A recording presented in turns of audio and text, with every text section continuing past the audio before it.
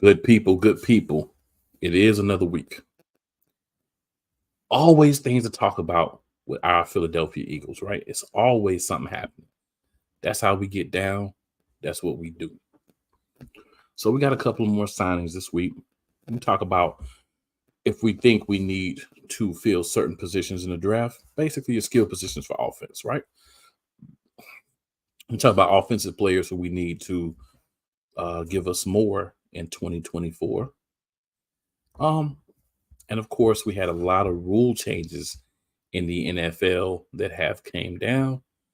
I have them so that we can give you guys that good information. But as always, I want to get back to our roots because I feel like last season kind of rattled things. So I want to remind everyone, no one likes us and we don't care. So that's how we getting down, win, lose, or draw. Because we Eagles, we from Philly. F in Philly. No one likes us, we don't care. With that being said, man, get my co-host in here. Wyatt, what up, man? What's going on, man? What's going on, Bird Gang Nation? I'm ready to talk about everything Eagles. There's a lot to talk about going in tonight. Like you said, we got some pickups talk about. We had the owners meeting and whatnot, so we got to hear from Howie and Jeff. So yeah, there's a lot to talk about tonight. I did forget to mention those. Thank you, sir. Yeah.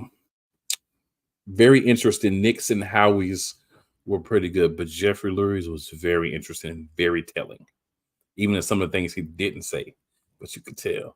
So we're going to talk about that too. But we got a few people already in the fam zone, so we about to holler at them real quick. So Benny, what up, Benny? Hey, shout out to Benny with the fresh derby for the evening. Yes, sir. I did get that one from you, Benny. Thank you very much. Yes, sir. Yes, sir. Appreciate all them, Benny. And Benny says, to be elite, you must feel elite. What's good, family? What's good, fam? And 100 and already in the house early with us. Say I'm here. Yak in. I love it. I love it. So I appreciate y'all hopping in with us early in the show because y'all know how we get down throughout the show. Ebbs and flows. Got to keep it chill. We don't want to wild out too much. And then we got Philly in the building. Philly. Yes, sir.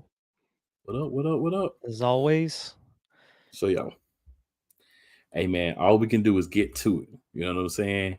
So let's make this thing happen. So we'll start off with the rule changes for 2024. So these are going to be some interesting things. And why I'm going to be curious to hear your opinion on a lot of these as well. So the rule changes for 2024. So they broke them down by playing rules and then other things. So we're going to go through the approved playing rule changes first. All right, so the first one, coaches can make a third replay challenge if either of their first two challenges are successful. So you have a successful challenge, you have an unsuccessful challenge, you still get a third replay challenge. You have an unsuccessful challenge and a successful challenge, you still get a third replay challenge.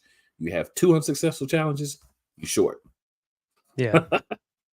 So your thoughts, man? Yeah, I think it's pretty decent because I mean, you can go either way on this. I think it kind of helps the game because it seems like there's always those calls, especially towards the back half of these games, that you want to challenge or you're not able to at that point in time. I think it's one that's I think it helps the game in a bit of a way. I don't think there's really much like pushback against this one so far. But I think it'll definitely help as long as you are, being smart about your challenges. If you're not getting two wrong challenges in a row, you shouldn't really have anything to worry about. Yeah, I'm gonna say about doggone time y'all did this. That's what I'm gonna say because I feel like, man, honestly, 100% speaking, like you don't always use the challenges, right? But the last thing you want is for any team, to be at that position at the end of the game. Would have had a successful challenge and maybe one that really looked like it should be successful, it wasn't, and you don't get an opportunity to have that third. Yeah. So I love the fact that you're going back and saying, all right, we're not going to make you have to get both of them right. Because I thought that was I think it was cool for a time, but I'm sure there's been a big contention of that because guys are scared to throw the flag sometimes because it's like, I see this, but the rest going to see this, and that's going to screw up us having an opportunity for a third one. So you had to kind of hold back, so now you can move a little differently. You can move more comfortable, especially if your first one is successful. Yeah. I mean, I've always been on the boat of wanting to be able to challenge everything like we did. They had implemented a couple years back, and then they did away with it because it was kind of handled poorly to begin with. But I always thought like you should be able to challenge like pass interference or challenge a lot of other calls that you're not able to at this point in time. I just don't want to drag the game out with too many challenges. Yeah. That's my only thing. That's So the I thing. like the 3, and everybody, as long as you can get one right, getting the third one. I don't like them doing everything personally because I feel like it drags the game out. But I mean, if you feel that way, I mean, I don't feel like you're wrong. So the second new rule, the offense can now be assessed a penalty for a major foul on a play where the offense throws an interception or loses a fumble, even if that foul takes place before the change of possession and the defense also committed a penalty on the play. So this one, some people may not really understand what they're doing. So basically, this rule is basically saying, let's say you have a holding penalty, right? Like a 15-yard holding penalty or a face mask penalty on the offense, or a personal foul, unnecessary roughness, or whatever on the offense. That play results in a turnover. Say the defense has like a 5-yard illegal contact penalty. They're no longer, and this is basically based on the understanding because they haven't broken everything down yet. So they're no longer going to say, oh, those penalties offset. And because of change of position, whatever. You're going to be assessed that penalty if you do it on offense, even if it ends up affecting your defense negatively. I kind of like it. I like it from the aspect of saying we're going to call things on offense. So, hey, just because there's a penalty, we're not going to just act like you didn't have this play. Just because there's a turnover, we're not going to act like this didn't happen. We're not going to let a 15-yard penalty be offset by a 5-yard penalty anymore. We're not doing that. So I kind of like that. But at the end of the day, it still kind of helps the other team's offense. So it's kind of like a catch-22 for me. But I do like that they're trying to do something. Yeah, I mean, I can see it kind of from both sides, like exactly like how you're saying it. But on the other hand, it's like if there are 2 penalties from both teams, depending on what the other penalty is on the defense, I've always, felt like they should be offset. But it depends on how bad the penalty is on the other side. I mean, it's going to be hard to expect the refs to go out here and make a call like that, depending on whatever, like say if it was like a pass interference or something on the defense, say if it's like a 5-yard penalty compared to like the offense's 15-yard. I don't know. I feel like you would go with the one that's more egregious, that's worth the more yards. You're going to go take it against the offense. I don't know. And that's the thing is like, you can't expect the refs to make the good judgment call every single time on those sort of things. So, yeah, I think it's the right call to call against the offense, even if they have a turnover there. I totally understand what you're saying. Yeah. Now I want to see everything written out and how the rule is going to actually be applied on the field. But Yeah. theoretically speaking, it sounds pretty good. All right. So the third rule you will like. So replay can now be used to overturn a ruling that a quarterback was down or out of bounds before throwing a pass. So say, a quarterback's running and he ends up out of bounds and then throws a pass. They can now review that and make sure he was or wasn't out of bounds. If he's being tackled and he tries to get rid of the ball so he doesn't get sacked, if his knee hits the ground first, they can now go and replay that. And it can be overturned. So they could look at it and overturn it. So if they call him down, but he wasn't down, they can overturn and say, oh, pass complete. If they don't call him down, he was down, they can now go and say, oh, he was down. So a big change on the replay side. And it doesn't have to be done by the coach. So I'm assuming that they would initiate that if these plays happen, or if, whatever system they use from New York says, hey, you got to review this. Yeah. I mean, I like that rule. I mean, to be honest, just thinking off the dome, I can't think of too many times that's happened even this year, but I'm sure it happens more than I expected to. But I think it's a step in the right direction as far as reviewing a lot of different things. They probably inserted this because it's one of those calls that isn't looked at very often compared to like a pass interference or a holding call like that. They wanted to kind of start small and maybe start implementing these as they go throughout the years. Absolutely, absolutely. All right. So also replay can now be used to determine whether the game clock expired before the ball was snapped. So a quarter, a half into the game, whatever, they can now, if it's close, they can now go back and look. I'm assuming if it's close, um, to see if the ball was snapped beforehand, and then they can make determinations based on that. Yeah. I think that's a great rule too, because I feel like that happens every single week. You're having plays that they wait until the very last second to hike the ball or something. You're like, I know I saw that he didn't hike the ball before the time ran out, but obviously the refs didn't call it though, and especially like if it's late in some of these games, you're gonna want that called. So for 3 and 4 together, I'm just going to say about time, and that's all I really have to say about them. So this is the one that a lot of people are up in arms, a little sensitive about. We'll say hip drop tackles have now been banned. They did some clarification on that about if you're tackling for the back or whatever. But I think the problem with this rule for me is you're leaving this up to the same referee crew that you're asking to also implement these other new rules at one time.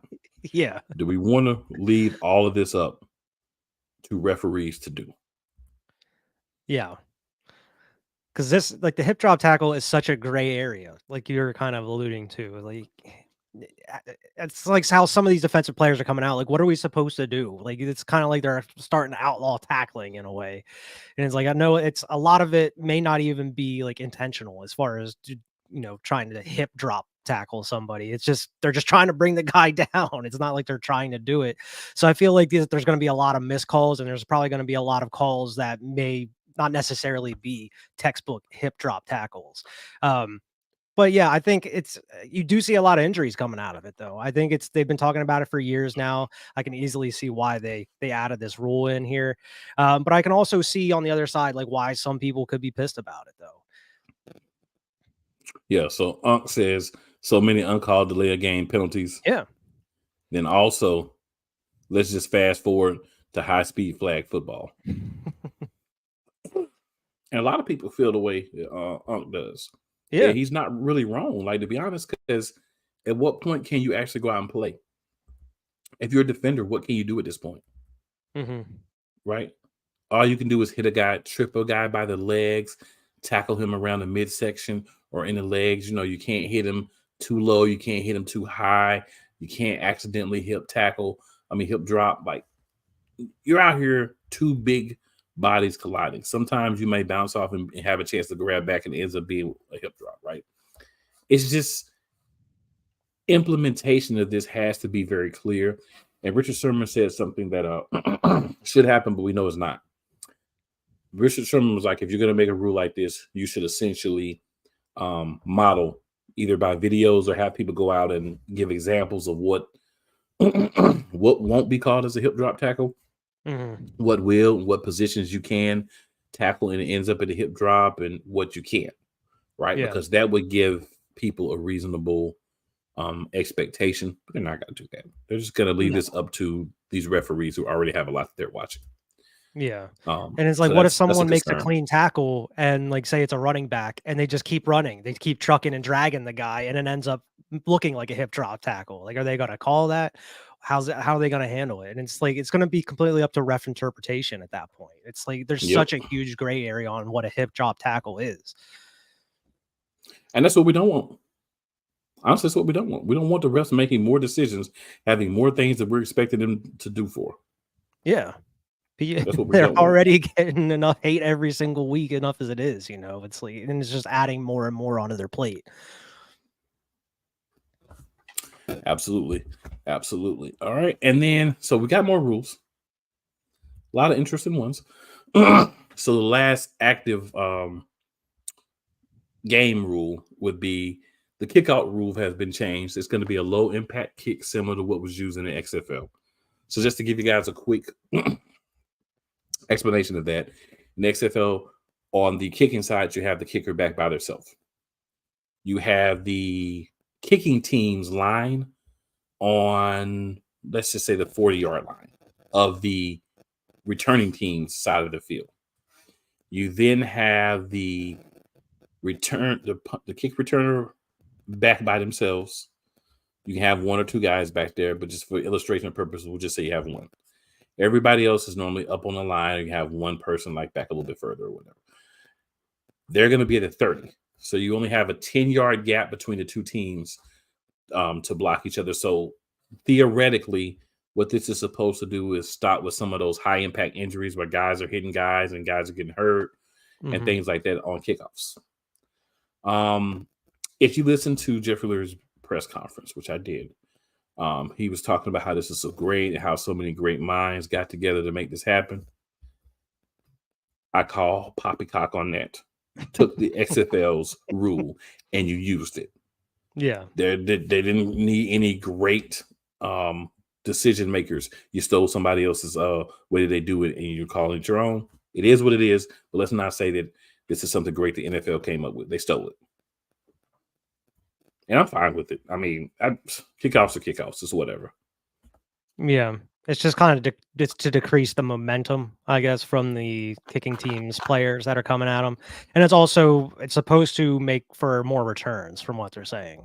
Because it was pretty much just like what would they call it? It's just like the kickoff was there just to have a kickoff. It wasn't really necessarily, you weren't seeing many like returns or anything like that. You were seeing them more on punts.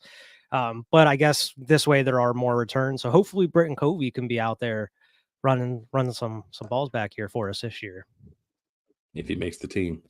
If he makes the team. A lot of Pylon Productions.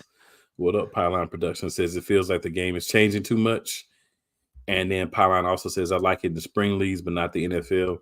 Hey, Pylon, I feel it, but here's the problem. If we didn't do this, we were eventually going to lose kickoffs altogether. And that's the sad part. Right? That's the sad part. We're going to lose kickoffs together if this did not happen. So it was one of those darned if you do, darned if you don't situations. But I do agree. It's just I understand that like they were going to do something because, player safety is this big thing now. So defense has been handicapped for years and it's getting worse. Definitely agree with that. No argument from me here. Neither one of us is going to argue with that. All right, so we got a few approved bylaws as well. So teams now have an unlimited number of designated for return transactions in the postseason. Layman's terms, if you have players that are hurt in the regular season and your team makes the playoffs and there's a possibility they'll get back by the playoffs, they can be designated for return in the postseason. It doesn't matter how many people, there's not a cap. So, I mean, not really a big thing for most teams because it only matters if you have injured players and you're going into the postseason. But it's good to know that if you have multiple injuries, you can bring them back. Yeah. So this especially if the injuries you have are bigger name players that you need or like starters. Yep. All right. So another one, the trade deadline finally has been moved to Tuesday after week 9. This is another about time thing because essentially you added a week to the season and you kept the trade deadline the same. Yeah. Once you added the week, you should have went ahead and moved the trade deadline, honestly, at the same time. You should probably move it to week 10, but at least we got it 1 week later. Yeah. I mean, most likely if they end up adding another game and eventually they will push it back till week 10. Hopefully. I ain't gonna go into that. So another one, each club may designate a maximum of 2 players for a return when they're placed on injury reserve on the final roster cutdown day. So what this means, you now have 2 players instead of having to have an injury settlement or do whatever. You can put them on injury reserve, final roster cutdown day, and still have your full 53 people. Okay. So that's new. That's gonna actually be beneficial to a lot of teams that may have somebody injured that was on the cusp of making a team. Mm-hmm. And in the last bylaw that was approved, teams may elevate a bona fide quarterback an unlimited number of times from its practice squad to its active list to be its emergency third quarterback. So essentially, you keep 2 quarterbacks. You have one on your practice squad. You could elevate them unlimited number of times to be the emergency third quarterback. Because, that doesn't count against your 53, the emergency quarterback. Yeah. This is the 49ers rule. Yes, all this came about because the 49ers. Yes.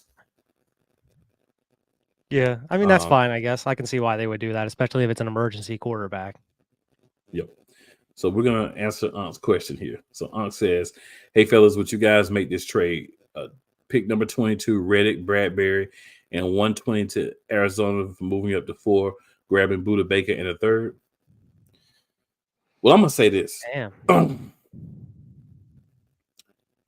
If Arizona is willing to give us the 4th pick, Buda Baker, and a third, and all they want is pick 22, Reddick, Bradbury, and 120, then this is why Arizona's not a good team. Like, I had to read it a couple times and really think it over, but yeah, I would absolutely take that trade. I mean, I would absolutely take this trade because Reddick, from everything that we're hearing, Reddick wants more than the team is willing to pay in a upgrade. Because as we've said several times on this show, they said a top and a bottom that they will pay for a position. What Reddick wants is outside of what they're willing to pay for his position. So either he comes down or he's going to be gone either way. Bradbury, he hasn't been good. He wasn't good for us last year. Yeah. So if we're able to upload that salary off with the 22nd and 100 with pick number 22 and pick number 120, get number 4 and Buda Baker and a third, oh yeah, we should do that. Yeah. And then here's the thing. No matter who you are, if you're willing to take Bradbury and that contract off our hands, I'll take it. Right. And then here's the thing. We don't have to keep 4. We can then take and flip 4 back to like 10 or 12 and grab some more picks because we don't need a top 4 pick. Somebody else is going to be desperate to come up and get Marvin Harrison Jr. or whatever third quarterback is left. So, I mean, it would be a great trade for us. If Arizona offers it, I think we should jump on it like yesterday. But they're not going to offer it, I don't think, because I think they have somewhat competent people. But if they do, except Jonathan, I'm all for it. He looks pretty confident when he's just standing back and telling people what to do, like silly Sirianni. Yeah, true. But yeah, I would absolutely take that. That's a hell of a deal. Absolutely. Yep. And then my boy Nicola is in the building. V-Lot, what up, Vic? He says, good evening to the elites of the Eagles Army. How are you, Cool Breeze McCain? I love that. I love it. We good, man. We good over here, man. Just, talking a little NFL rule changes. So then we have a couple of more. Like I said, man, a whole lot of changes. It's only 2 more. So approved resolutions is this subgroup. So if an injured player is not traveling to an away game, teams must report the player has been ruled out before their team departs for the road trip. So no more that Billion Belichick style of acting like dudes are going to play to the last minute when you're traveling. Now, if you're at home, you do what you want to do. This is if you're traveling. Yeah. So, I mean, I like it. I think it more evens the playing field. It could help us. It could hurt us, but I think it evens the player field more because if you're traveling to a team, they're going to know by the time you leave for that trip whether your guys can play or not.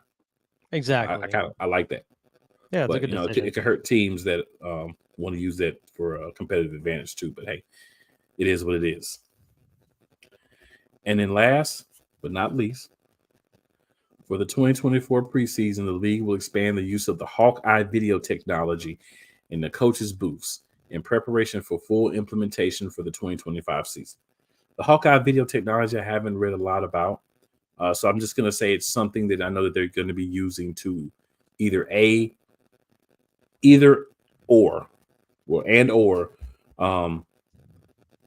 to help coaches be able to kind of see everything better, or this may be the technology they were talking about for the referees to have to help them, with some of the calls that they're going to be able to go back and review for 2025. It's going to be one. Is that another thing that the XFL was using? I'm not sure if that came from the XFL or not. I'm going to research it some more this week to see. I'm not sure if it came from there. What do you think about the rule that we keep trying to like Lurie and them keep trying to implement with the, what was it? Instead of the kicking on 4th down, you can actually go for it. It's like 4th and 22 or something. instead of doing an onside kick. They've been trying to propose that for like a couple years and it keeps getting rejected. And I don't see the harm in approving it because like you either onside kick it or you can just go spring for football rule. Yeah, I can understand. I just don't see the harm in approving it because I don't feel like a lot of teams are going to try to do that. It just makes It'd be entertaining if they do, though. It's just too much. It's just pushing too much away from what a lot of us grew up with as football, right? And not even just our generation, like even the kids like in their 20s and stuff.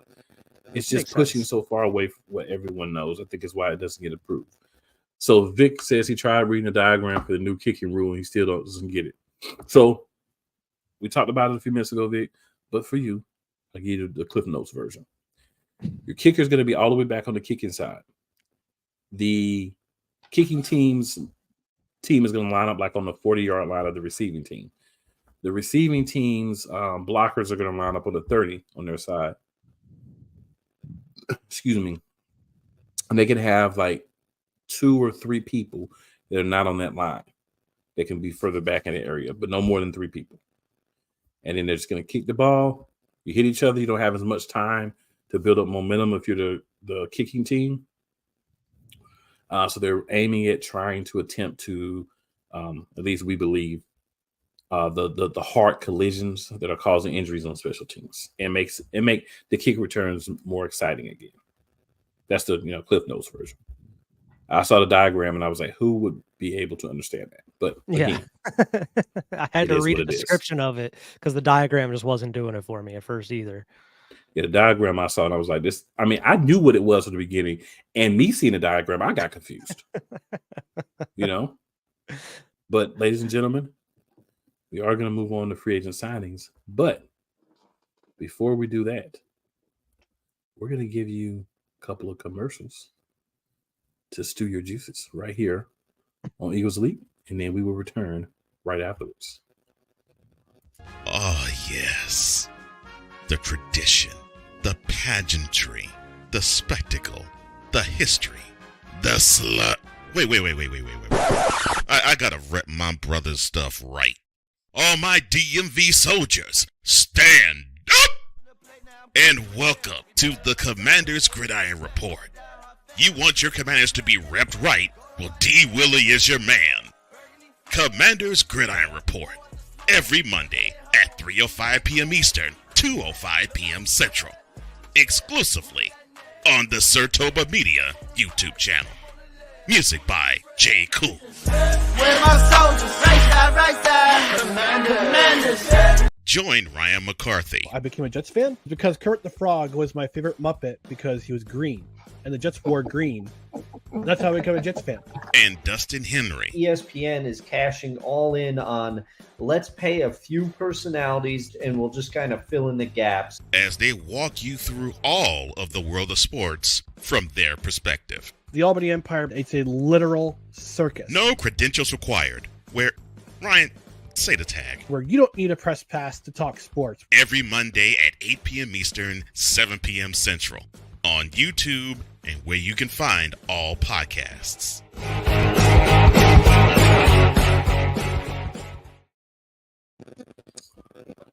All right, ladies and gentlemen, we have returned. Of course, shout out always to 502 Angel Radio. You can find them at 101.1 FM on your TuneIn radio channel, as well as many other places where you can listen to music. Well, sports shows as well as music. So we're going to dig on into these free agent signings. Not a lot this week, just 3. But got to talk about who's coming to the squad because that's how we do around these parts. Mm-hmm. So first, of course, we had the wide receiver Parris Campbell. Campbell is someone who knows the system that Nick Sirianni is going to run. He's got Nick Sirianni has some knowledge of from his days in Indianapolis. He's got some size, got some speed. He can compete for the third wide receiver role.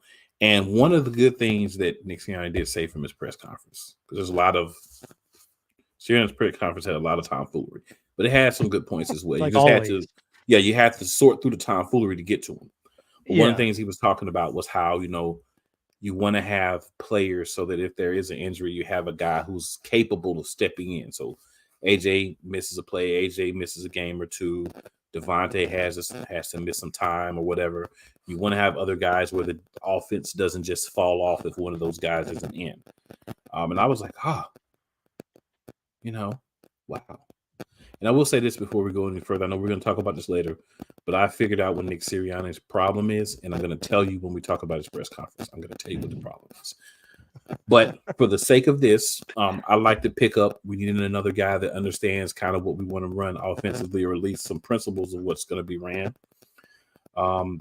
It seems that Nick is kind of in concert with Kellen Moore, and they're making decisions on guys to bring in or guys to take to Howie and say, hey, Howie, if you can get this guy, I think he'd be great in this offense.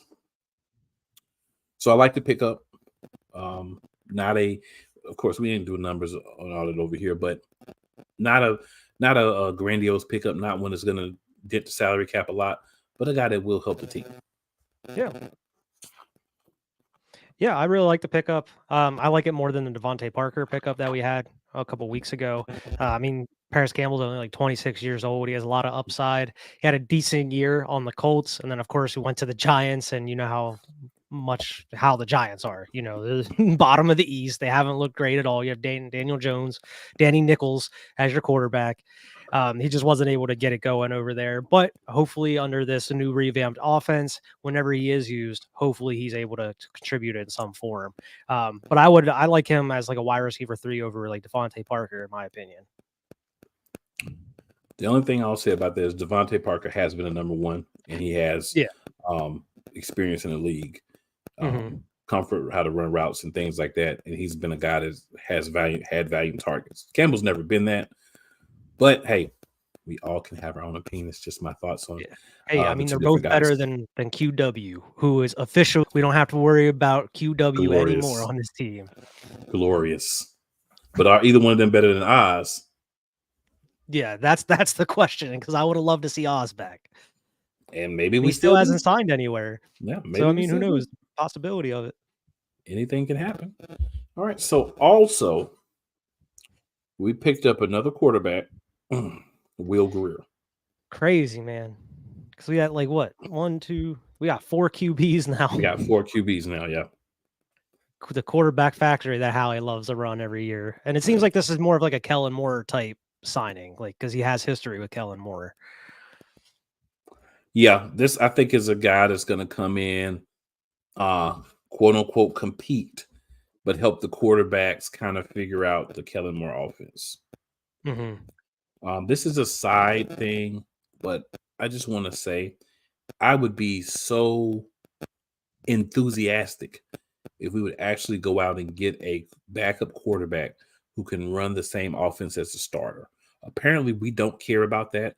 And don't tell me that Marcus Mariota was that, because Marcus Mariota cannot throw. So if you can't throw, you can't run the same offense as Jalen Hurts either. So I would be ecstatic if we were got a guy like Tyrod Taylor that can actually come in and mentor Jalen Hurts and plays the same style, right? But apparently we don't care about that. So like we're in conversations apparently about with Tyler Huntley, and I was like, that would have been the perfect backup for Jalen Hurts. I would like someone a little bit more of a veteran than Tyler Huntley, but they would have been better than Kenny Pickett. Better than Joe Flacco, because they were trying to get Joe Flacco before he signed with I forget who he ended up signing with. And I was like, nah, we can't. This dude is a statue back here. I'm not even commenting on nothing like that. The last guy we picked him up last week, but we didn't have a chance to really, know anything about him. That was the cornerback Tyler Hall. He's going to be a slot corner. He's going to be a backup right now. Chauncey Gardner-Johnson is the projected starter at nickelback corner. I don't think that's going to stay the same though, but that's where it's sitting right now. He's a guy that will give you a veteran presence there. If you need him to start a little bit, he can. He can come off the bench. He can help coach other guys that may be playing some nickel corner. So that's something he's comfortable and familiar with. So another guy that actually plays that position that we brought in. Good value pick. Not mad about it, Howard. Yeah, I feel like this one has a lot of upside for us, because even with like the limited snaps he received on the Raiders, he was still contributing a decent amount. He was a really good player out there. So it kind of seems like how he's just kind of loading in some of these like low risk, high reward type players as far as like cornerbacks and such. Because I mean, we got still Isaiah Rodgers that's going to be playing for us hopefully this year. You got him coming in. You still even also have like Eli Ricks and the other bull Ringo on the roster as well too. So I mean, maybe they're just trying to load up that way. Don't have to go for a cornerback in the draft, possibly. I mean, I would still like us to possibly go out and get one, but it seems like they're trying to resolve this through free agency rather than having to go out and draft one and focus on other needs. Yep. So Vic says, okay, thanks. That makes more sense now. No problem, Vic. That's what we're here for, man. Gotta bring the understanding because sometimes they don't give it to you. Mm-hmm. All right, so a couple of things here. So draft needs for offensive skill positions. We're gonna swing over to that next. So to explain to everybody the way that we're doing it right now, we're just, if we think we need the positions, yes. Do we feel like it's somebody we should get as like an early like first or day 1, day 2 pick or a later pick for these specific skill positions, or if we should draft anybody at all, or do we think we're good? All right, so we'll start with tight end. So Wyatt, I will kick this to you first. Do you think we need to draft a tight end in the draft? And so do you think we should draft one day 1 or 2 or day 3? I think we absolutely need to draft a tight end at this point. Because I mean, other than Dallas Goedert, you got Calcaterra, who has a pretty big injury history, and you got Albert O, who you decided to retain for some reason, who didn't do anything for us last year. I feel like we definitely need to go out and get us a tight end. The last couple times we went through the draft to get a tight end, as far as a backup, it hasn't really worked out that well. But I really wouldn't want to waste like a higher draft pick on it for a guy that's not going to be starting like that. So I would say like late day 2, day 3 type pick. So I think we need a tight end. I honestly think we need to draft the tight end day 2. Okay. I want all my fellow Eagles fans to understand this. Let's not do the Brock Bowers thing. It's not going to happen. If Brock Bowers is there at pick 22, the card should go in so fast that whoever's taking it should almost break their neck to get it there. This man should not make it past pick 10. I know there's a connection with the Georgia player, with the Eagles or whatever, but you're going to have to move up to get this dude. He's not going to be there at 22. And honestly, I would rather stay put than, make a move up to get Brock Bowers. I think he's going to be a great tight end, but I think we should get one. I would probably say day 2 with one of our because I believe we have 2 second-round picks and no third-round picks. So probably one of those 2 second-round picks. Yeah, or is it 2 thirds and no 4th? 1 first, 2 seconds, a 4th, a 2 fifths, 3 fifths, and a 6th. Yeah. So with one of those 2 seconds, I think we should probably target a tight end because we want a guy that in 2 or 3 years can take over for for Dallas Goedert. Because Goddard's a guy that's been hurt a lot. And I'm not saying like he's still not on the team and they're not splitting, but like kind of be there like more of a 50-50 type thing, like ascending and kind of falling off at the same time. So similar how you had with Ertz. Yeah. Whenever Ertz was in the back half of his career with us. Yeah. So I would rather have an earlier pick at tight end because the guys that we picked earlier at tight end, like Ertz, like Goddard, have been really good for us. The guys that we picked later, not so much. Yeah, true. So whenever you do draft the tight end, if it's this year or if it's next year, please make sure it's a guy that is going to be quality for us. That's what we need. Absolutely. So we'll go from there to quarterback. Do you think that we need to draft a quarterback? And if so, early rounds, late round, or maybe just sign like a free agent after the draft? Nah, I don't think we need to sign a quarterback through the draft. I mean, we mentioned, we already got like 4 on the roster. Whether Will Grier stays or whatnot. I mean, it seems like Kenny Pickett's going to be here, or like we kind of alluded to last week with maybe just use him as trade bait for a team that possibly may need a quarterback down the line. But we also have Tanner McKee here, who we haven't seen him in regular season action, but he's looked good for us in preseason for what that is worth. We have a young quarterback in Tanner McKee. He has looked kind of somewhat decent from what we've seen of him. Not sure if you really need to go out and get a quarterback in the draft at this point in time.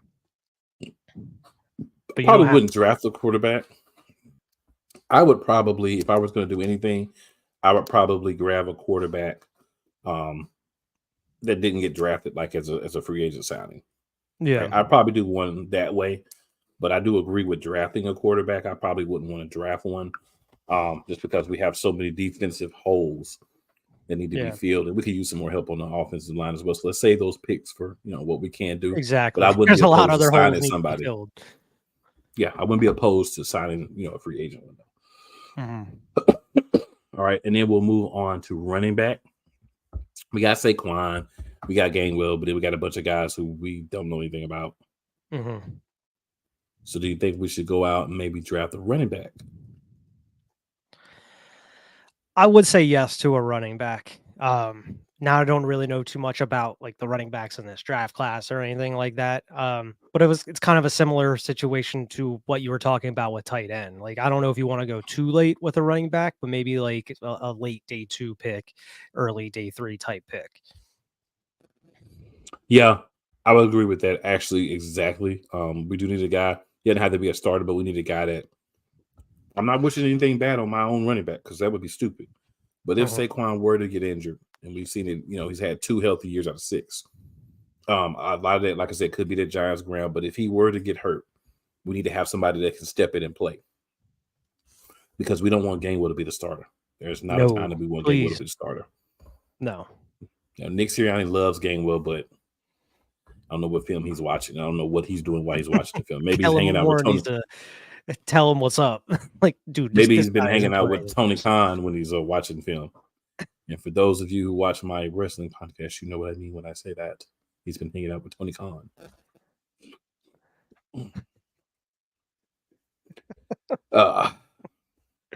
Little of the happy nose candy. Maybe that's what's going on. And then, of course, last but not least, wide receivers. Do you think we need to draft one or multiple wide receivers? Are you fine with what we have? And if so, where do you think we should draft a wide receiver possibly? There's a lot of rumors that we're very interested in Jerry Rice's son. Oh, see, I didn't see that. I think we are going to draft a wide receiver. And I actually can't argue against it, to be honest. I mean, especially looking at the wide receiver depth chart here for us. I mean, you have AJ and Devontae, picked up Devontae Parker and Parris Campbell, but those are guys that possibly 1-year rentals, or I mean, who knows if one or both of them make the team. I'm sure one of them will make the team.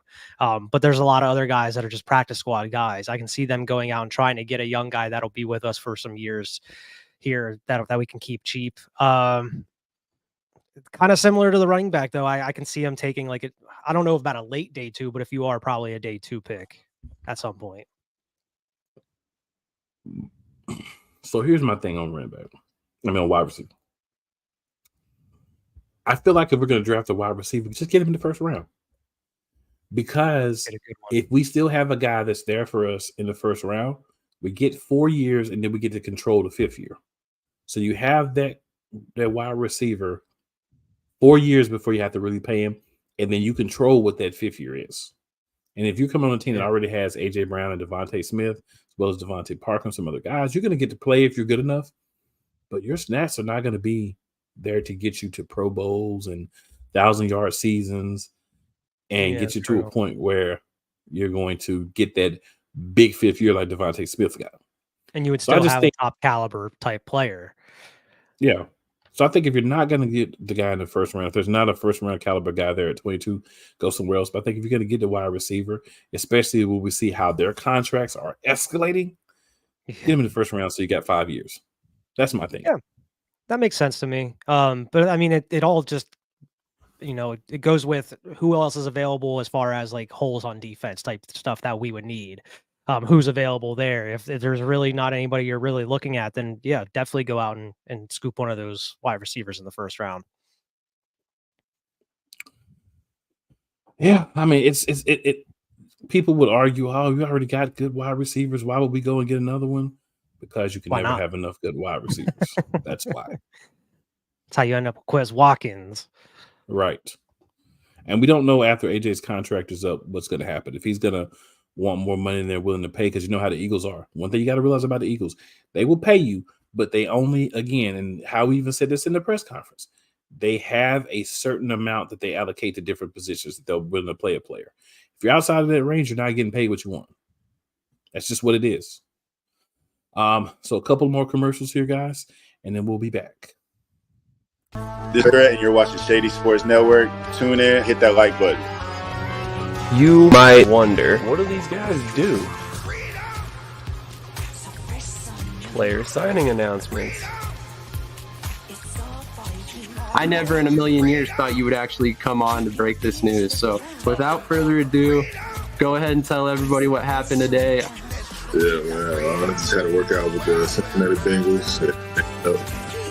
Signing me right out.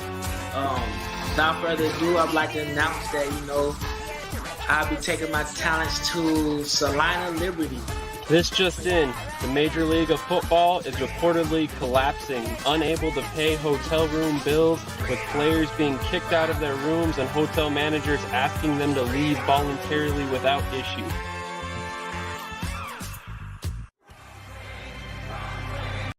Everything Boston. I love you morons. New Kids from the Block, New Edition, Dear whatever the law firm is. Sincerely, the U.S. Supreme Court. Ben Affleck, Matt Damon. Go yourself again, Jason Whitlock.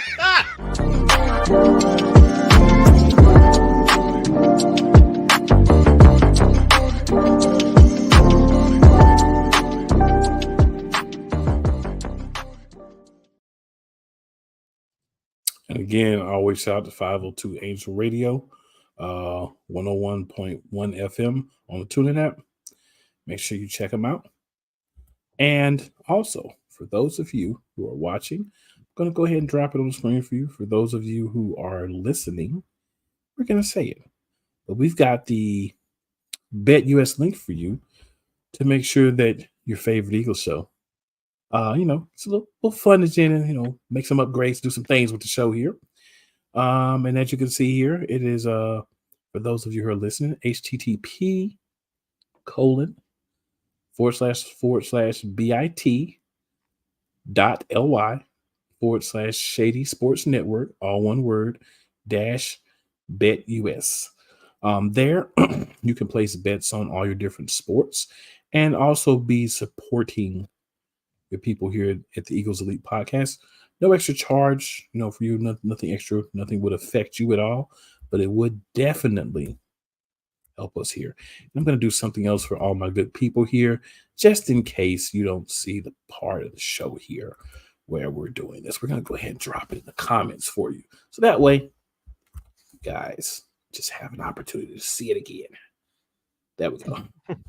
All right. And also, if you are watching or listening on any other platform other than the Eagles Elite channel, we would greatly appreciate it if you go to youtube.com/@Eagles Elite Podcast, share from there, like there, and subscribe there for your peoples, because we can use that support and we would love you guys' support.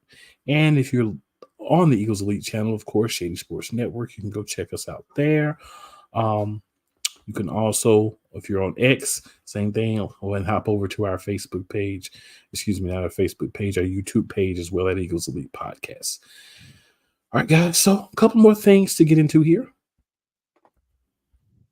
We have now the press conferences. So we'll start with Howie's press conference. So Wyatt, for this one, I'm going to let you give us a lot of the info, because I can't give all the info on all three. It's just not right. So let you give us a lot of your thoughts on, Howie's press conference and what you took from it.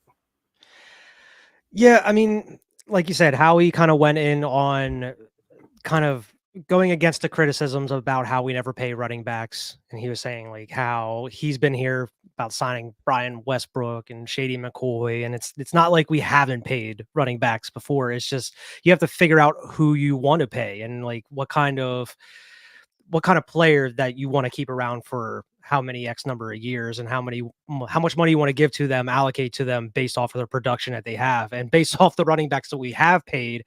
They were well deserved. So bringing in a guy like, Saquon Barkley and paying him as much as they did, kind of alluding to what we're going to talk about with Nick's press conference. It kind of mirrors like our acquisition of AJ Brown, where you're bringing in a guy in, what you're paying for, and you want to kind of get him in there and have him as a major focal point of your offense here. And I really like what's coming out of that. Admittedly, I did watch more of like the Sirianni and the Jeffrey Lurie press conference than Howie's. But I mean, it seems like Howie is just business as usual at this point. It seems like he's still going to be as aggressive as ever. I mean, he's, 9 pickups or 10 pickups in the first couple weeks of free agency here, and we're not even at the draft. But it seems like there is a lot of work to do, and it seems like they're really focused on the draft here. And I'm sure there's going to be some moves coming up towards the draft as well. But I mean, it's more so business as usual with Howie. Yeah.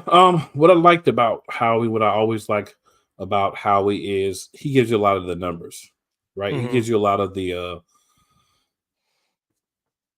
this is the reason why we paid this. This is the reason why we do this. We have a certain range. This person fit in that range. He gives you more of the analytical and the business side. Now, he gives you some antidotes and different things as well. But a lot of what he gives you is helping you understand the bridging the gap basically between the ownership, what they want, the coaching staff and what they want, and how to make that work on the books. That's kind of what I believe is Howie's strong point. Mm-hmm. I didn't like what he was saying about Bradbury though. Because whatever he was saying, it seems like they're planning on keeping Bradbury for the season. Because he's just saying like how he knows that it was such a down year last year, and he knows how motivated he is to get back to that player, and they want to help him become that player he was in 2022. Well, it's going to cover a lot of the negative things about him. The fact that we're going to that CJGJ is back. CJGJ help a lot of those things that didn't go too well as we would want them to last year. I mean, I said all along, I know a lot of people are down on Bradbury, and I told y'all we're not trading Bradbury because the cap hit is atrocious. Yeah. At the end of the day, we got CJGJ back. We got Bradbury still here, and we got Slay. So we did what we wanted to do. I mean, it took us a year to get, CJG. Yeah, everybody we wanted. So I think, in the grand scheme of things, that's a win. Yeah, and we just have to hope that the defensive line can be as dominant as they were previously. That way, they can help out that secondary a little bit more, ease some pressure off of them.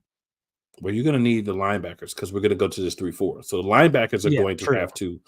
The linebackers are going to have to do a lot that they were not necessarily asked to do last year, but they're going to have to do it this year. There's no other way. They're going to have to do it. And that's why I think we're spending the money. You're seeing us kind of focus on getting that group together because we understand that like that group has to do it. It's got to do it this year.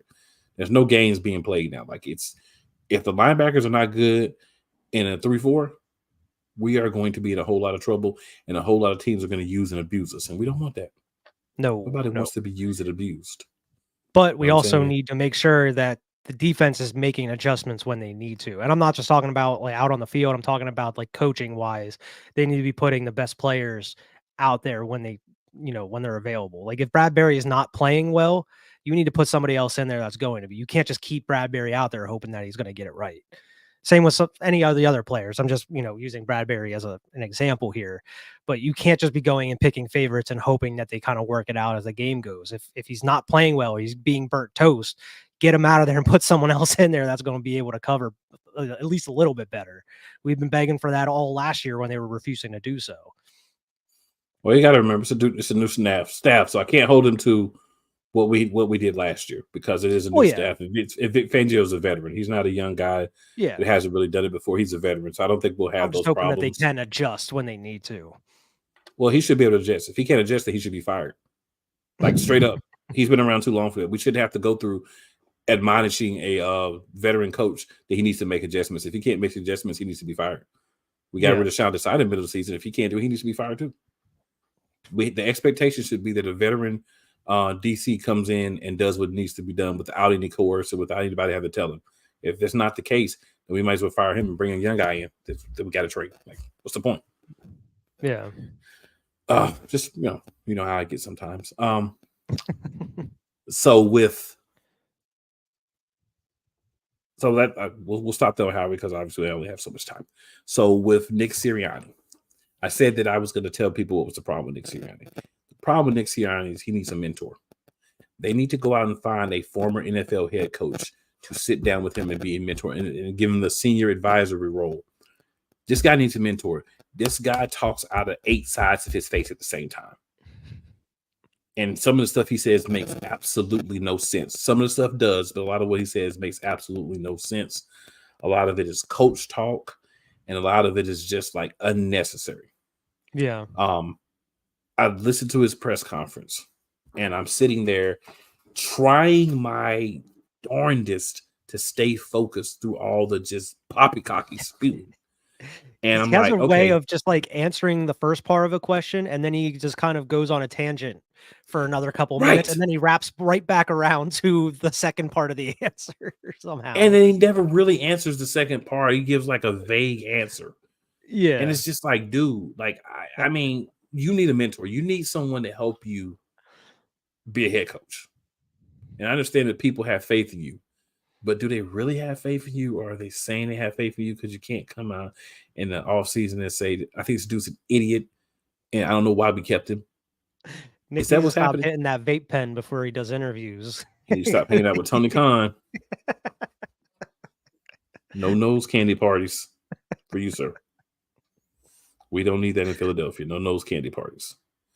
Your thoughts, sir, on Nick Sirianni's press conference? Yeah, I mean, there is a couple things I liked out of it. Like I mentioned, like how he was saying that he's letting Kellen Moore kind of really take the reins of the offense, and part of the plan about going to Lurie was kind of coming out and trying to find a way to make this offense unpredictable, whereas also last season it was the most predictable offense in the NFL.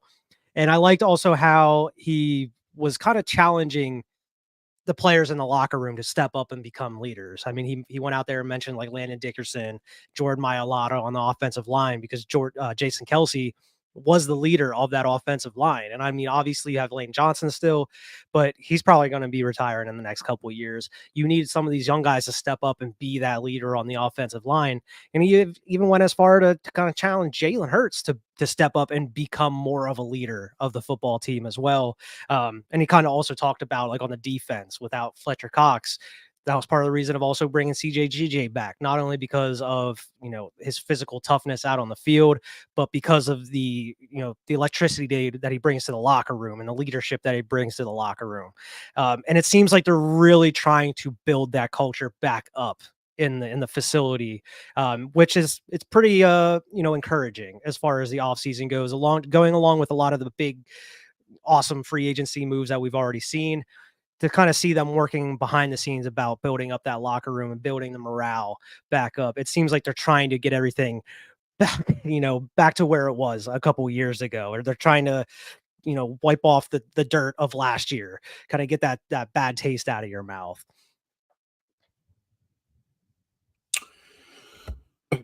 There are so many things that I could say about what you just said about Nick Sirianni trying to challenge the people to be leaders and all that.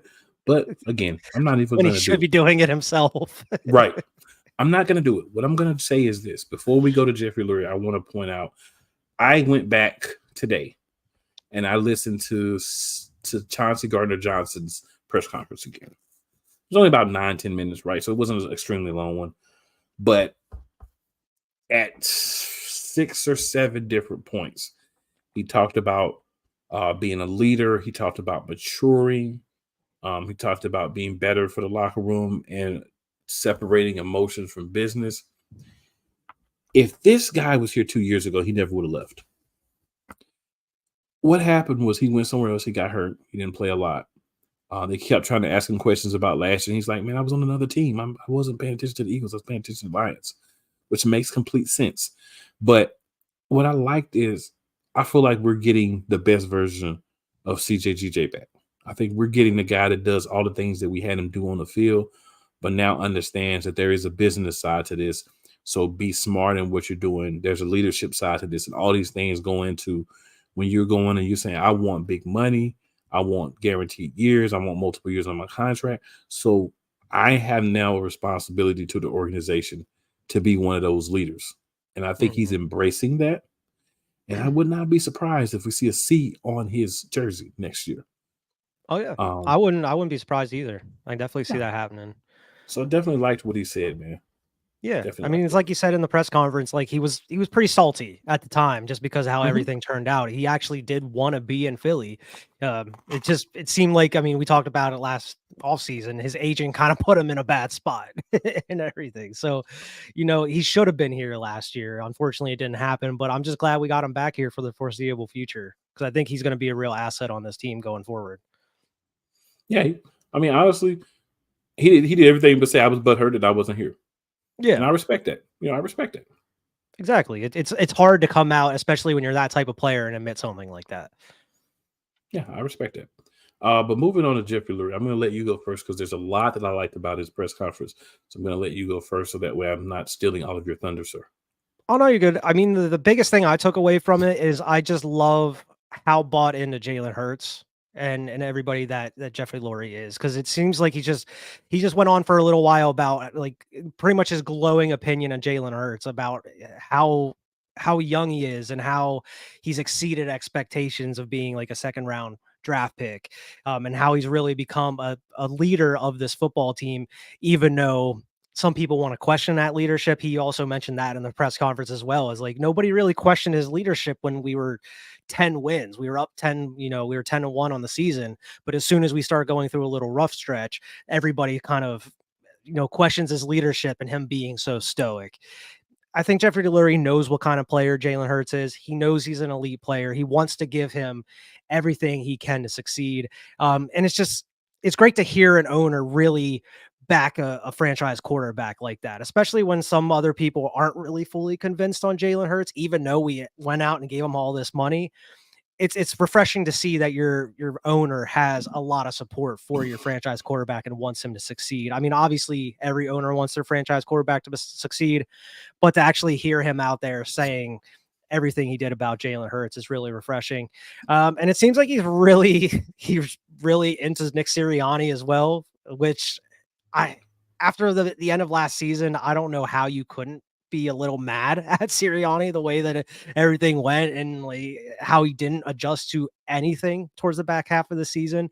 I mean, obviously Jeffrey Lurie in this press conference said that it really stung, how they were all pretty much pissed off at how the end of last season went, but he also saw what made some of these other teams great that we were lacking at that point in time. But so it seems like Jeffrey Lurie is very self-aware. I don't know how involved he is day to day in the football operations, but it seems like he's kind of trying to get in more of the know-how than he was previously. Hopefully this means that he's kind of has his eye on Sirianni here going forward throughout the rest of this season. Because I believe they asked him like what the like how thin of a line like Nick Sirianni's on. How hot was his seat? Yeah, how hot was his seat or something? I forget the exact answer that he had. No, that's what they asked. That's how hot was Nick Sirianni's seat? He said it's not hot at all. Yeah, he has a lot of faith in him, and he said he liked his plan that he gave to him right like at the beginning of the offseason, like I mentioned before, about how they brought a plan in with Kellen Moore saying how they're going to try to make this offense as unpredictable as possible, which you need to. You have all the weapons to do so. You have a top tight end in Dallas Goedert. You have, two top wide receivers with AJ and Devontae. And then you have a top running back easily as long as they can stay healthy. And you have a really good O-line with Saquon Barkley. It's like there's no reason that you can't succeed with this offense. It's just a matter of going out and scheming these guys open and actually putting the right game plan together. So I don't know how Nick Sirianni must have had some guy in the meeting talking for him because, listening to his press conferences and stuff. I don't know how he got through that meeting with Jeffrey Lurie without kind of mumbling over himself and going on different tangents. So maybe Jeffrey Lurie just kind of got lost in transition and was like, okay, I believe you. Let's just move on. So I've said this before and I'll say it again. Nick Sirianni is a pawn. Jeffrey Lurie loves his pawn. And as long as your pawn doesn't decide, as long as you're, no, we're not going to say pawn. We're going to keep it a buck like we did it last year. If your lap dog stays docile, your lap dog stays. If your lap dog decides that they want to bark and bite at you, then you get rid of them. This lap dog has stayed docile, so he's still here. Because he said about like, I loved his choice of bringing in veteran coordinators like Vic Fangio and Kellen Moore. It was like, that was not Nick Sirianni's exactly. choice. I'm sure it was them telling him, you need to go out and get some guys that know what they're doing. Because you don't. And since you don't, in order for us to keep you, somebody has to be competent in the building. That's basically what Jeffrey Lurie was saying. He's not on the hot seat because he's going to do whatever they say. If they tell him to jump on one leg and spin around, he's going to jump on one leg and spin around. Why would that guy be on the hot seat? You know how many coaches out there are going to push back and tell you, no, this is the way I want to coach? Why would you get rid of your lapdog? It doesn't make any sense. And see, this is what I want to point out. So first I want to say I love Jeffrey Lurie's beginning to his press conference. Came out, he talked about, one reporter that retired and one reporter that passed away. They were very integral within the sports scene, Philadelphia sports scene as well. So I don't want to bring up the sadness that I felt. So I'm not going to say the names, but you guys know what I'm talking about. I also liked the fact that he took straight digs at Nick Sirianni in what he said about Jalen Hurts. Nick Sirianni says he wants Jalen Hurts to be more of a vocal leader and more of an active leader. Jeffrey Lurie says, I love the way Jalen Hurts is. Jalen is not a guy who's very vocal, but he leads by example. And in order for him to be respected as a leader on the Philadelphia Eagles, he has to be who he is. Yeah. Basically, he's saying, lapdog, next time you talk about Jalen Hurts, don't you be talking about he needs to do more for leadership. And I guarantee you, the next time that you hear name out your mouth. Yeah, the next time you hear the lapdog of the organization talking, he's going to be talking about how Jalen is, a good leader, and even though he's not as vocal, his leadership is very important to the team. Guarantee you. Because lapdog didn't have that conversation with his human before he did that. I was going to say master, but let's just go with master. He's not playing. Let's go with master. Nobody will be offended. Didn't talk to his master before he did that. So that was a couple of the points I took. Also, I liked how he really showed he had some knowledge of kind of what's happening, what needs to happen for the team. He also talked about the cap and how they sat down and figured out, what's the maximum that they'll pay players. He was very non-committal on Hassan Reddick. I have told you guys all along. Yeah. No one likes to hear more it. likely he's gone. I told y'all from the beginning, when they made the additions that they made in the offseason, Hassan Reddick is not going to be part of this team unless he decides to take less money. If he's steadfast in what he wants to get paid, one or two things are going to happen. Either he's going to play out this year and then he's gone, or he's going to get traded. The reason you would have him play out this year is that would be a third-round pick the year after next for compensation if he just walks away. So unless somebody's going to give us more than the third-round pick, he'll stay and play out his contract and then go off into the great beyond, the great wide open, wherever he wants to go. I don't see a way that he gets re-signed. I don't even know if I see a way that he stays on the team throughout the year because, again, you've already got Sweat that you're putting at one of the linebacker positions, and the way that he plays, the way that guys that we picked up play, it just doesn't make sense to have all these guys to do the same thing, right? Like you look at your linebackers. Bryce Huff does the same thing that Hassan Reddick does, right? But he has some ability to drop back in coverage. Right now, he's the backup right outside linebacker. He didn't get signed to be the right outside linebacker. Backup. That's not what he came here for. So what we've got to understand is some moves are going to be made. You're not going to like all of them, but some moves are going to be made. And I think The tea leaves have told me all along, whether I like it or not, Hassan Reddick is going to be moved sometime before the Tuesday after week 9. And now, and everybody's going to be mad and cry and complain and, oh, we needed Reddick and we could use Reddick. Yeah, I mean, it wouldn't be hurt to have another guy, but a one-dimensional guy. And that's the thing. I don't have a problem with Reddick, but when I look at what the team is saying in their press conferences, the underlying statements that they're making, we're only going to pay players a certain amount of money. They're telling you everything right there. All three of them talked about money and how they allocate money to different players. Sirianni slightly alluded to it because, he goes all around the world. But Howie and Jeffrey Lurie went into detail about how, again, we have a certain amount that we're going to pay certain players. Players outside of that, we just don't see it making financial sense to pay them that money. Hassan Reddick wants one of those big dog contracts, and you are a big dog in what you do.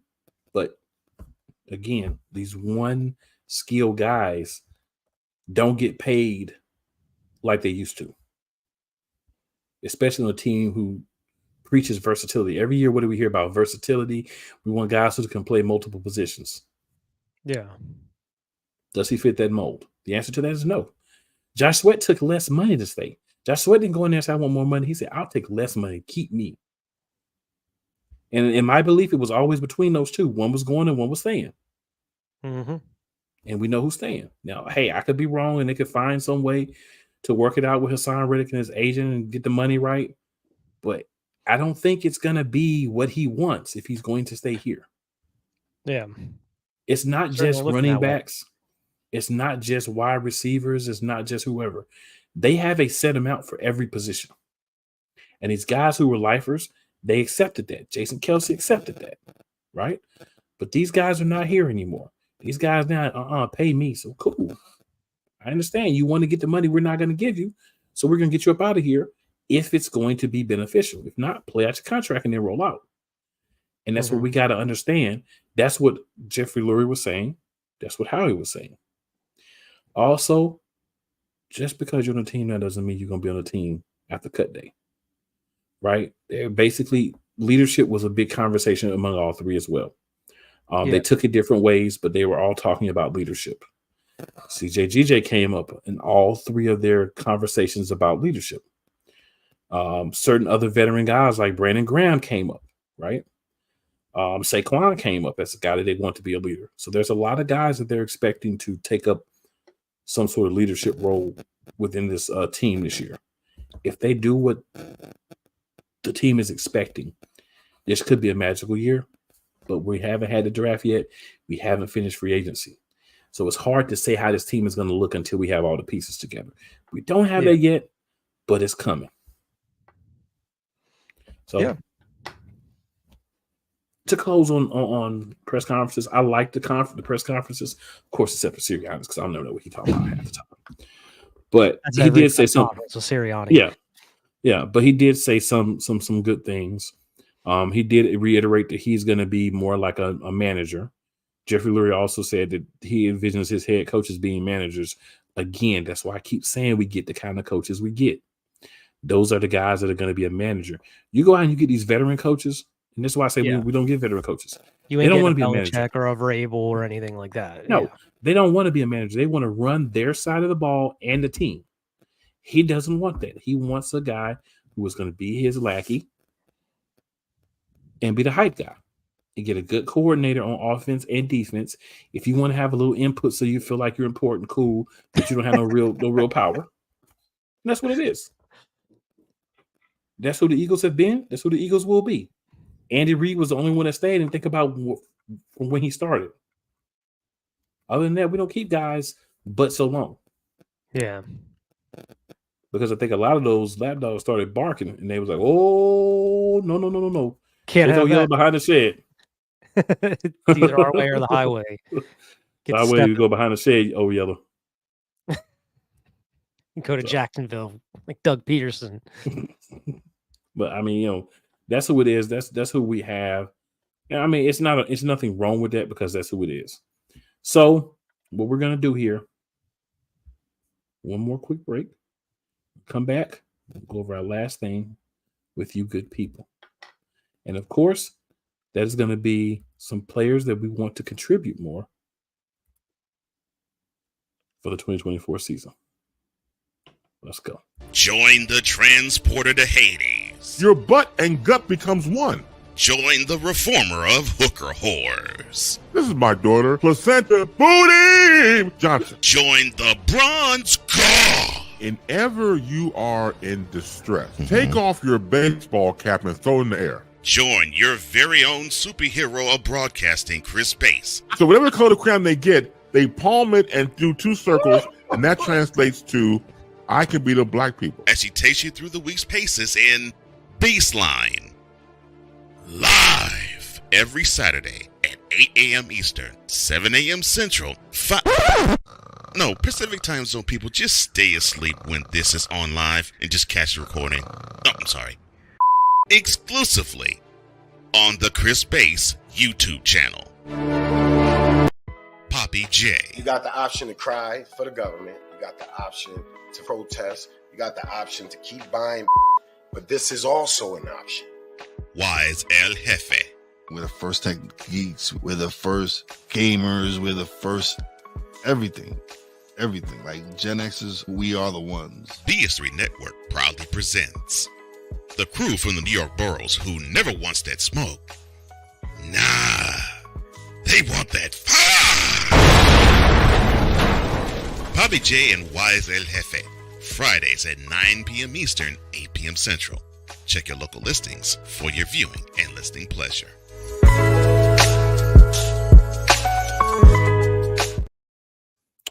All right, good people, and we're back. So we're going to go again over players that are expected to contribute more in 2024 on the offensive side of the ball.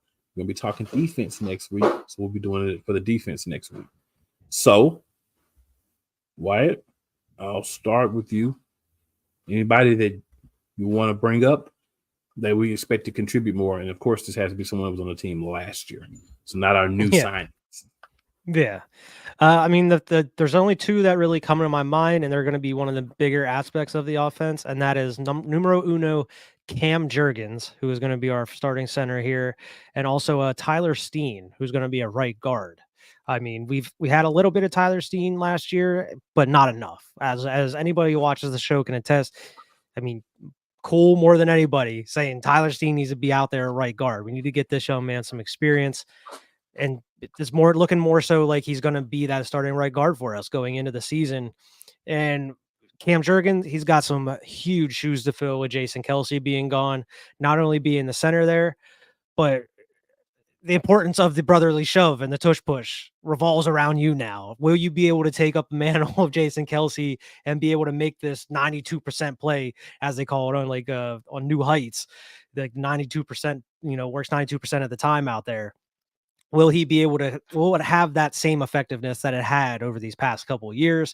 And also, what is the run game going to look like with Cam Jurgens as center? Is he going to have that versatility and quickness that Jason Kelce had, pulling from one side of the field to the other, being in front of those running backs? I think Cam Jurgens, more than anybody, he's going to have to step up this year. I mean, we haven't really seen him at that center position too much since he's been drafted. I think all eyes are going to be on him, especially with Jason Kelce being gone here. Well, according to Jeffrey Lurie, not me, Jeffrey Lurie, Cam Jurgens was not taking Jason Kelce was not taking all the snaps in practice, so Jurgens was getting snaps. And our favorite head coach said that nothing's written in stone, but that Jurgens is the guy that'll have an opportunity to be the center. Coach talk. He's going to be the starting center. He has to be. He's drafted to be. Jason Kelce handpicked this guy to be his successor. Like, what are you doing? It's our favorite head coach, man. It's our favorite head coach. So I've got a couple of guys that need to contribute. Excuse me, more than last year. Okay. So we're going to start with the backup running back. Kenneth, don't Gainwell. The head coach loves you for some reason. He is in love with you almost. So step up. If he's going to put you out there the way you've been playing, and he thinks you're this great player, prove him right. Go ahead and do something this year. We need more from you this year. The expectations are higher from you this year. We need more. We're talking about tight end. We got Grant Calcaterra, Alberto, Noah Togai. Between the three of y'all, somebody's got to step up. Because Jack Stoll's no longer here. And you three guys are all unproven commodities. Mm-hmm. We need somebody, if Dallas Goedert gets hurt like he does from time to time, that can come in and actually play. We need somebody who can catch the ball and stay healthy and be there to be the second. We want to run a 2 tight end set. Can't we even do it with the guys that we have right now? That's why we're sitting here talking about drafting the tight end, because we don't see a guy that's on the roster right now that can stay healthy, that can block and catch. And that's the truth. You talk about basically, besides Matt Hennessy, who wasn't here last year, the whole backup line from last year that was here, Fred Johnson, Lasita Smith, Brett Toth, the Raven Clark, really need all y'all to step up. Because any of you could be one injury away from being called upon to play. And y'all need to be ready to play. Yeah, we have expectations as far as our own line goes each and every year. Yeah, so somebody goes down with an injury, somebody gets kicked out of a game, somebody can't play for some reason or misses part of a game, your backup needs to be ready. Britton Covey, you're going to be a kick returner, you also need to contribute as a wide receiver this year. We can't have guys that basically play one position. We need guys that do more than one thing, especially when you're going to be lower on a depth chart of wide receiver. Joseph Nagata, you did not make the team last year. It's already a little bit of a push against you because you've got at least 4 guys that are automatically ahead of you now. But I'd love to see Joseph Nagata get out there and get a chance to show us what he can do. Maybe beat out Britton Covey and beat the punt return, kick return. Yeah. You know, Britton Covey doesn't have a guaranteed position. I feel like last year he did because there's a lot of favoritism. I feel like this year you got to go out there and earn it. So there's a lot of guys. As you should. Yeah, there's a lot of guys for me who need to be better than they were last year on the offensive side of the ball, plus the 2 guys you named, in order for this team to go where we hope that it can go. And I can't say Kenny Pickett because he wasn't on the team last year, but he need to be better than he was with Pittsburgh.